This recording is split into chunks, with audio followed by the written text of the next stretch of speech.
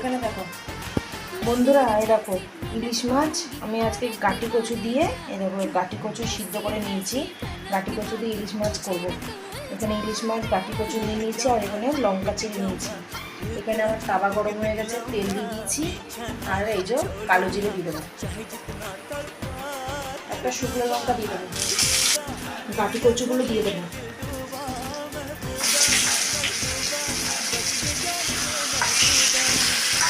দিয়ে দেবো লবণ, দিয়ে দেবো হলুদ। দেখো আমার হালকা করে গাটি কচুটাকে ভেজে নিয়েছি, আবার জল দেবো। বন্ধুরা, ইলিশ মাছগুলো দিয়ে দেবো, আমার ঝোল ফুটে গেছে, ইলিশ মাছ দিয়ে দিচ্ছি।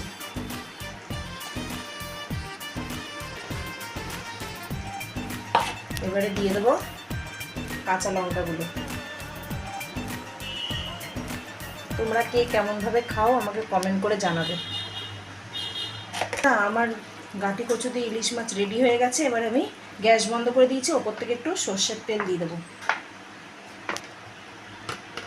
আমার মাছ তরকারি রেডি হয়ে গেছে। আমার ভিডিও যদি তোমাদের ভালো লেগে থাকে তবে একটা লাইক, কমেন্ট, শেয়ার, সাবস্ক্রাইব করে দেবে।